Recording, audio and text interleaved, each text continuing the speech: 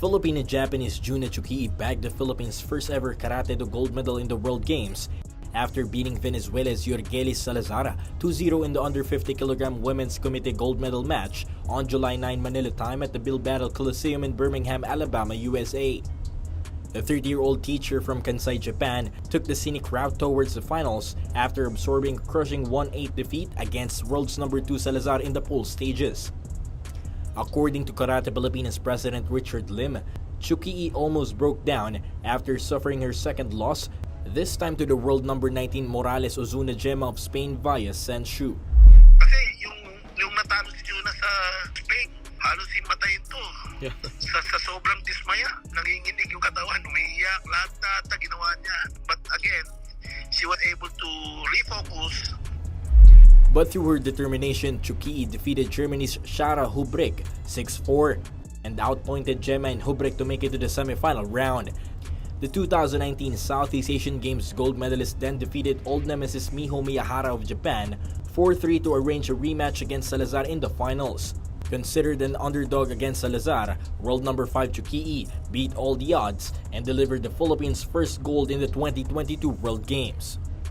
I just believe myself and I just believe who believe in me. Just believing, keep believing lang. This was also the country's second gold in the history of World Games after Q artist Carlo Biado ruled the men's 9-ball event in 2017. With this, Tsukii hopes that her victory will set the pace for other Filipino athletes competing in Birmingham. If I show them, maybe they can think, push self, and they can think, oh, we can also do this. So I just want to show that it's not only for me, and I hope the next generation is more bigger than me. The 110-nation World Games will end on July 17. Paulo Salamatin, PTV Sports. The Philippine national women's football team secured a semi-final slot in the ongoing ASEAN Football Federation Women's Championship. The Philippines added Indonesia to its list of victims, which already includes Australia, Singapore, and Malaysia. Facing a 0-1 deficit at the half, the national squad came alive in the final 45 minutes to notch its fourth straight victory in the tournament. Panay Anis leveled the match at the 48th minute before Sarina Bolden's hat-trick, nailing goals in the 58th, 65th, and 67th minute for a 4-1 victory Sunday night at the Rizal Memorial Stadium. With the win, the Filipinas remain atop the Group A standings with 12 points. Filipinas' strong performance in the past days put them in a favorable spot before their awaited showdown against powerhouse Thailand. According to football analyst Mike Limpag, the national squad must secure at least a draw against Thailand. We don't really need to score against Thailand. Pero I think balik na si McDaniel on goal. Pansin ko kay coach, basta mga against top teams, siya yung starter natin sa goal. With the Filipinas playing impressively and already assured of a semi-final slot, Limpag believes that the pressure is now on the other teams. We have the luxury of not being pressured to win against Thailand since we're already in the semifinals. However, the team still needs to aim for a win, so we will finish number 1. So in the crossover semifinals, we will avoid the top team in the other group, which is expected to be Vietnam. The Filipinas will face Thailand on Tuesday 7 p.m. at Rizal Memorial Stadium. Kay Asuncion, PTV Sports. The Gilas Pilipinas men's 3x3 team achieved a milestone at the 2022 FIBA 3x3 Asia Cup on Sunday in Singapore. The national squad stunned top-seeded Mongolia 21-20 in the tournament's quarterfinals. According to Coach Mau Belen, the recent feat is testament to Philippine 3x3's vast improvement. I think this is a really good head start of what's to come for the basketball program.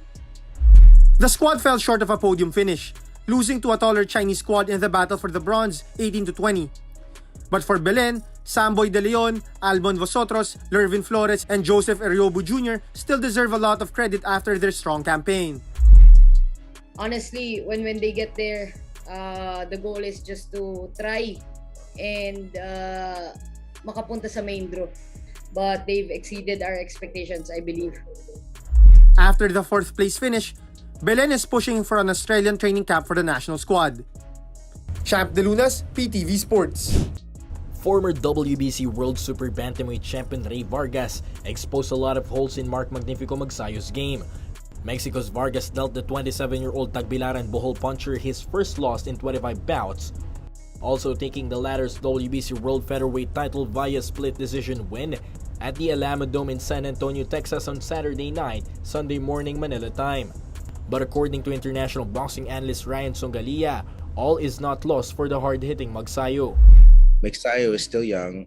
He has an incredible ability to adapt and learn. So he had a lot of room to improve, and I think that he will make that room. He will make that improvement. Boxing expert Nisi Ikasiano meanwhile believes that Magsayo can still regain his lost crown. The future is still bright. Masasabi rin natin kahit natalo itong si Mark Magsayo, he will still be in the WBC featherweight ranking. So he could take an activity fight to regain his confidence, or at least face the winner of the fight between Isaac Dogbo and Joet Gonzalez. That could help him raise his stock again. Due to his advanced technical skills and vast boxing experience, two judges favored the 31-year-old Vargas 115 to 112, while the others scored it 114 to 113 in Magsayo's favor. With Magsayo's defeat, the Philippines is left with no current world boxing champion. Paulo Salamatin, PTV Sports. The Philippines is the undisputed king in the world of the Mobile Legends Bang Bang. Of the 3 World Championship stage since 2019, 2 titles were captured by Philippine ML teams. Bren Esports became the first Filipino squad to hoist the World Championship trophy, outlasting Myanmar's Burmese Golds 4-3 in the M2 finals held in Singapore in January 2021. The Blacklist International would later on hand the Philippines' second crown in December 2021. Blacklist edged another Filipino squad, the Onyx Philippines, 4-0 in the M3 finals held again in Singapore. But according to Philippine Esports Organization Secretary General Jobert Yu, the Philippines may soon find a worthy opponent in the coming months as Mobile Legends developer Moonton is looking to expand its reach to other regions. I think 2 months, 3 months ago, there was a news that came out that there will be MPL China na. Southeast Asia and other regions actually have a lot of head start. So I just wonder lang pag naging available na sa China, I wonder how they're gonna do in the M World Championships. Yu sees China as a potential threat for the country's Mobile Legends supremacy after 2 Chinese teams faced off in the finals of Horizon Cup 2021, the first global tournament of a similar mobile multiplayer online battle arena game called the League of Legends Wild Rift.